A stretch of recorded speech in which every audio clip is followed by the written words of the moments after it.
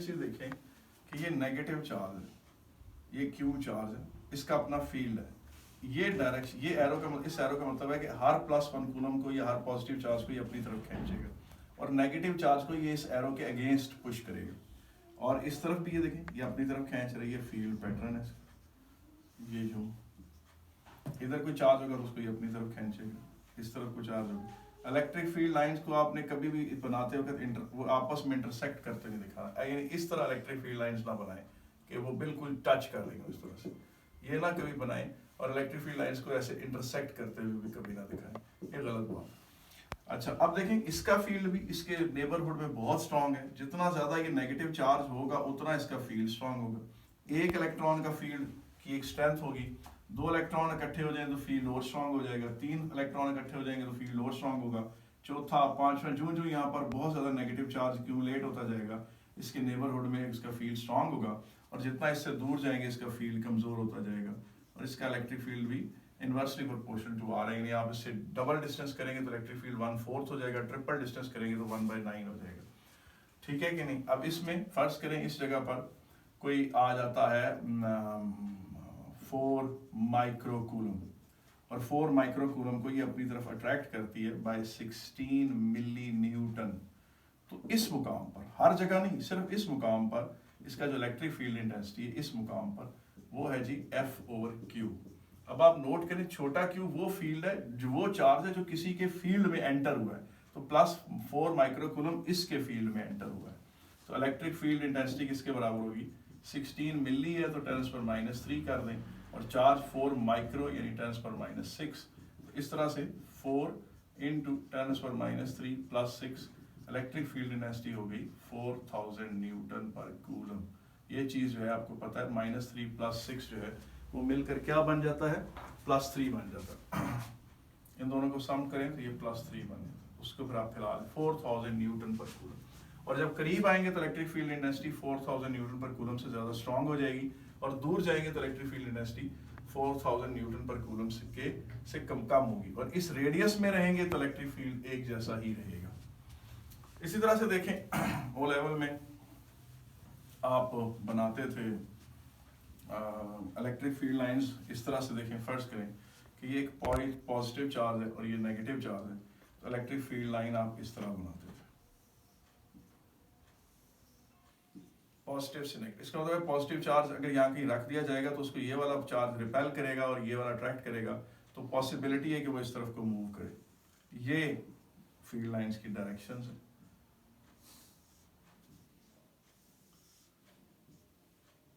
जो ऐसे ये इलेक्ट्रिक फील्ड लाइंस ये नेगेटिव की तरफ आती है, और आप देखें कि मैं इलेक्ट्रिक फील्ड लाइंस को टच नहीं करा रहा, एक दूसरे को वो टच नहीं कर रही हैं, और वो किसी भी पॉइंट पॉजिटिव चार्ज से जब इमर्ज आउट होती हैं, बेशक बेंड कर रही हो, लेकिन इमर्ज करते वक्त वो 90 डिग्री का एंगल बनाती है। यहाँ से निकली ऑलमोस्ट 90 के एंगल पे गई, तो अब पॉजिटिव चार्ज से इमर्ज करते वक्त 90 के एंगल पर निकल रही हैं, और नेगेटिव में एंटर होते वक्त जैसे ऐसे घूम कर एंटर हो रही है, यूं ऐसे बनाते वक्त ये एंगल 90 का दिखाना है, as if it is making an angle of 90 degree with the surface of sphere या सरफेस ऑफ द सर्कल। अच्छा, अब इसमें एक चीज, एक बड़ा इंटरेस्टिंग क्वेश्चन है, वो अक्सर आपसे पूछता है कि इस जगह पर मैंने अगर कोई पॉजिटिव चार्ज रख दिया तो क्या होगा। आप उसे बताएं, उसको इस डायरेक्शन में फोर्स लगेगी, तो जो फोर्स होता है वो tangent to the electric field lines होता है। और अगर वो कहे कि अच्छा मैं अगर यहाँ नेगेटिव चार्ज इस जगह रख देता हूँ, तो आप उसे बताएं टेंजेंट लेकिन उल्टी डायरेक्शन में, कि इस तरफ को फोर्स लगेगी उसे। अच्छा, और ये भी एक पेपर में क्वेश्चन आया हुआ है, मैं आपको सामने बताता हूँ कि यहाँ पर इसको मिटा देते हैं। ये देखें, ये इलेक्ट्रिक फील्ड लाइन, यहाँ पर फर्स्ट करें कोई पॉजिटिव चार्ज। पेपर में क्वेश्चन था कि जनाब आप प्योरली बताएं कि सिर्फ इस चार्ज, पॉजिटिव चार्ज की वजह से किस डायरेक्शन में फोर्स लग रहा है। तो जी इस डायरेक्शन में फोर्स लग रहा है, बिल्कुल स्ट्रेट इस तरफ फोर्स लग रहा है, F1 कह लें। इस ये क्या कर रहा है, ये उसे बिल्कुल अपनी तरफ अट्रैक्ट कर रहा है, ये F2 लग रहा है, और इन दोनों का जो रिजल्टेंट बनेगा वो tangent to this electric field line होगा, और वो इस तरह का होगा। थोड़ा सा मैं इसको ठीक कर लेता हूँ इस तरह से। ये दो ब्लू वेक्टर्स हैं, एक F1 है और एक F2, और इन दोनों का जो रिजल्टेंट होगा वो बिल्कुल इसके टेंजेंट इमर्ज होगा, इस तरह का होगा, और वो इन दोनों के बिल्कुल रिजल्टेंट, ये रिजल्टेंट इलेक्ट्रिक फील्ड इंटेंसिटी इन दोनों की वजह से बनेगी, जो tangent to the electric field lines होगी। इसी तरह, और ये भी एक नॉन यूनिफॉर्म फील्ड है, इसमें इलेक्ट्रिक फील्ड डेंसिटी इस जगह स्ट्रॉन्ग है, इस जगह स्ट्रॉन्ग है, और इन जगहों पे वीक है। इलेक्ट्रिक फील्ड लाइंस के दरमियान जो गैप का इंक्रीज होना है वो बताता है कि फील्ड कमजोर हो रहा है, और उनके दरमियान यहाँ गैप का कम होने का मतलब फील्ड स्ट्रॉन्ग है। इसको आप इस तरह से भी ले सकते हैं।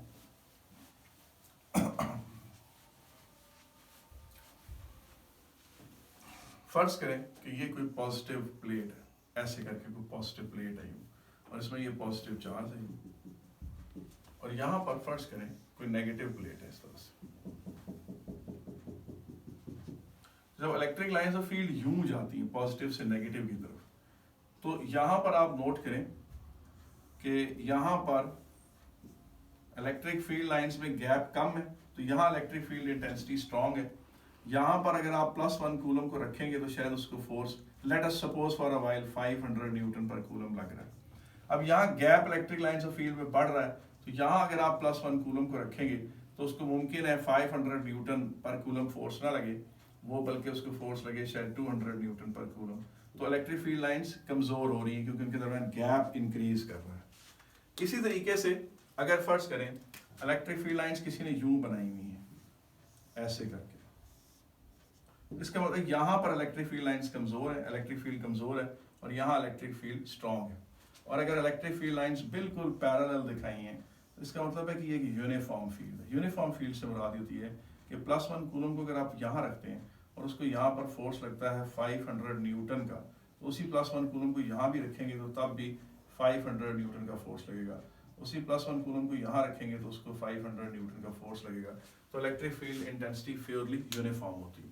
अच्छा, जो पॉइंट चार्जेस होते हैं पॉजिटिव पे, एक प्रोटॉन, एक इलेक्ट्रॉन, एक अल्फा पार्टिकल, एक पॉजिटिव आयन या एक नेगेटिव आयन, या एक मेटेलिक स्फेरिकल कंडक्टर जो पॉजिटिवली चार्ज हो, या एक नेगेटिवली चार्ज स्फेरिकल कंडक्टर हो या नेगेटिव आयन हो, इन सारों के जो फील्ड है वो पॉइंट चार्जेस हैं, वो पॉइंट फील्ड है, और वो पॉइंट चार्ज की वजह से वो फील्ड बने हैं, इसलिए इनके फील्ड नॉन यूनिफॉर्म होते हैं, इनके नेबरहुड में स्ट्रांग होते हैं, और जो जो आप इनसे अवे जाते हैं तो वो कमजोर होते चले जाते हैं। अब ये देखें, ये प्लेट है, एक मेटल प्लेट है, और ये एक मेटल प्लेट है दूसरी, और ये पैरेलल प्लेट्स। शर्त है इनकी कि ये पैरेलल है और नियर है, एक दूसरे से बहुत दूर नहीं है, ठीक है ना, very close to each other, इनके दरमियान डिस्टेंस स्मॉल है, क्लोज टू ईच अदर। ये दो शर्तें होनी चाहिए, परफेक्टली पैरेलल हो और क्लोज हो एक दूसरे के। और ये बैटरी है, ये इसका पॉजिटिव टर्मिनल है, ये वायर है जो इस मेटल प्लेट से कनेक्टेड है, ये बैटरी का नेगेटिव टर्मिनल है, ये इसकी इस प्लेट से कनेक्टेड है। तो होगा क्या, इस मेटल प्लेट से इलेक्ट्रॉन्स छीन कर ये पॉजिटिव टर्मिनल ले जाएगा, और यहाँ से नेगेटिव टर्मिनल से इलेक्ट्रॉन्स आ जाएंगे। फर्ज करें कि यहाँ से 100 इलेक्ट्रॉन्स आ गए इस वायर के थ्रू, ये वायर है, ये वायर है, ये बैटरी है, ये वाली चीज़ है, ये बैटरी है पूरी, ये इसका पॉजिटिव टर्मिनल है, ये नेगेटिव है। अब बैटरी ने यहाँ से फर्ज करें 100 इलेक्ट्रॉन्स दे दिए, और यहाँ से 100 इलेक्ट्रॉन्स उसने छीन लिए। बैटरी जो है ना, वो अपने नेगेटिव टर्मिनल से जितने इलेक्ट्रॉन निकालती है उतने गिन के पॉजिटिव टर्मिनल पे रिसीव करती है।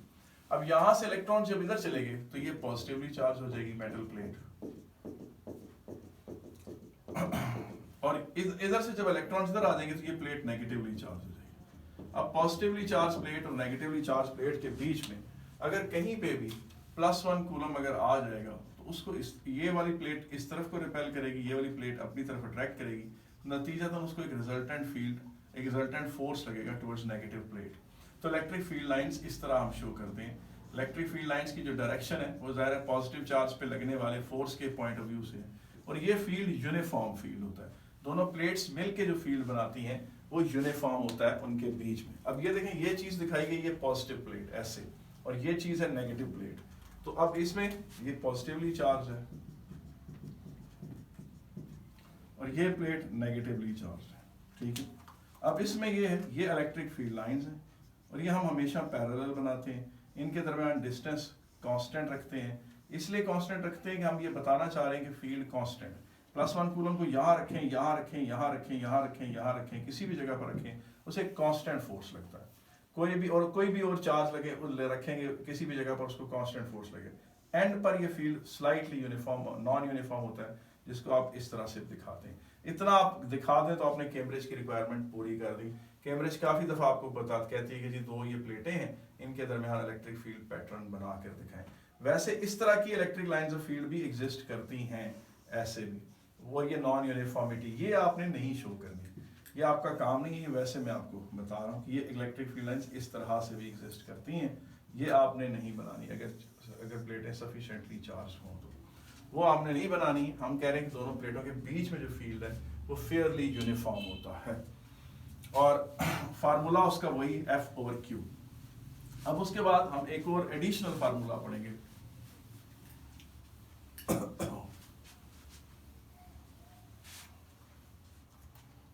अच्छा, ये देखें, ये एक प्लेट, ये पॉजिटिवली ये प्लेट है, ये एक और plate.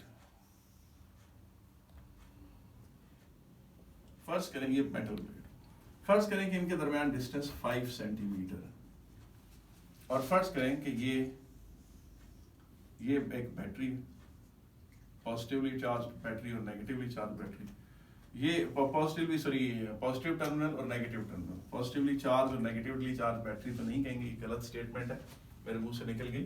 Positive terminal of the battery और negative terminal of the battery, और फर्ज करें कि ये बैटरी 12 वोल्ट की है। अच्छा, अब ये चीज देखें कि ये एक और पॉजिटिव प्लेट है ऐसे, ये एक और नेगेटिव प्लेट है ऐसे, और इनके दरमियान, दोनों प्लेटों के दरमियान 5 सेंटीमीटर का गैप है, और ये एक और बैटरी है, और फर्ज करें कि ये बैटरी 120 वोल्ट की है। आपने इस पॉजिटिव टर्मिनल को यहाँ जोड़ दिया, यहाँ इसको नेगेटिव टर्मिनल को जोड़ दिया। अच्छा, अब आप मुझे खुद ये बात बताएं कि ज़ाहिर है ये प्लेट पॉजिटिवली चार्ज होगी और ये प्लेट क्या होगी, नेगेटिवली चार्ज होगी, और इधर भी ये प्लेट पॉजिटिवली चार्ज होगी और ये वाली प्लेट नेगेटिवली चार्ज होगी। अच्छा, होगा ये कि ये 12 वोल्ट की बैटरी और 120 वोल्ट की बैटरी में फ़र्क क्या है? 12 वोल्ट की बैटरी में ये जो प्लेट पॉजिटिवली चार्ज है, इसका पॉजिटिव चार्ज कम होगा, और ये जो 120 वोल्ट पर है, ये प्लेट बहुत ज़्यादा पॉजिटिवली चार्ज होगी, इसके इलेक्ट्रॉन्स बहुत ज़्यादा अट्रैक्ट होकर उधर चले जाएंगे। फ़र्ज़ करो यहाँ से अगर 100 इलेक्ट्रॉन्स गए हैं तो यहाँ से 1000 इलेक्ट्रॉन्स चले जाएंगे, तो इसका मतलब है कि ये बहुत स्ट्रांगली पॉजिटिवली चार्ज हो जाएगी। और अगर इस टर्मिनल ने 100 इलेक्ट्रॉन्स दिए हैं इस नेगेटिव टर्मिनल को, नेगेटिव प्लेट को, तो इधर से 1000 इलेक्ट्रॉन्स आ जाएंगे और इसको बहुत ज़्यादा नेगेटिवली चार्ज कर देंगे। इसका मतलब है कि इस प्लेट में के बीच में जो इलेक्ट्रिक फील्ड बनेगा वो काफ़ी ज़्यादा स्ट्रांग होगा। इस प्लेट के बीच में जो इलेक्ट्रिक फील्ड बनेगा वो बहुत ज़्यादा स्ट्रांग होगा, और इस प्लेटों के बीच में जो इलेक्ट्रिक फील्ड बनेगा वो स्ट्रांग तो होगा, उतना नहीं होगा, कम होगा। ये कर 2 लाइनें आपने बनानी है यूं करके, तो इसका मतलब है कि electric field intensity between the 2 plates is directly proportional to the potential difference that is applied on them. ये इस तरह भी आप इसे रिप्रेजेंट कर सकते हैं और डेल्टा वी से भी रिप्रेजेंट कर सकते हैं। तो electric field intensity is directly proportional to the voltage to which the 2 plates are connected. अब एक छोटा सा क्वेश्चन है, फर्ज करें कि ये दोनों प्लेटें जो हैं 120 वोल्ट की बैटरी से ही कनेक्टेड हैं, मगर इनके दरमियान डिस्टेंस बढ़ा दिया गया है, इस तरह बढ़ा दिया गया है कि आप इस प्लेट को थोड़ा दूर नीचे ले गए। अब जब इन दोनों प्लेटों को, एक प्लेट ज़रा दूर चली गई है, तो आप मुझे खुद बताएं कि इस तरह से इन दोनों के दरमियान जो इलेक्ट्रिक फील्ड इंटेंसिटी है, वो फोर्स जो वो 1 कूलम पे लगाती है, क्या वो फोर्स आपके ख्याल में ज़्यादा होगा या कम होगा? डिस्टेंस के बढ़ाने से, दोनों प्लेटों के दरमियान डिस्टेंस बढ़ाने से उनके दरमियान जो फील्ड एग्जिस्ट करता है वो वीक हो जाता है। यहाँ पर अगर पहले वो करीब करीब थी तो उनका फील्ड बहुत स्ट्रांग था, और अब इस तरह डिस्टेंस बढ़ाने से फोर्स कमज़ोर हो जाता है। तो electric field intensity is inversely proportional to the distance between the plates. इस तरह भी शो कर सकते हैं, और सिलेबस में इस तरह भी लिखा हुआ है delta D, where delta D से मुराद है the distance between the 2 plates, और खाली डी से भी यही मुराद है कि डिस्टेंस बिटवीन द 2 प्लेट्स। इन दोनों को अगर आप कंबाइन करें तो electric field intensity is proportional to V over D, and electric field intensity is equal to V over D. इसमें कांस्टेंट ऑफ प्रोपोर्शनैलिटी 1 है।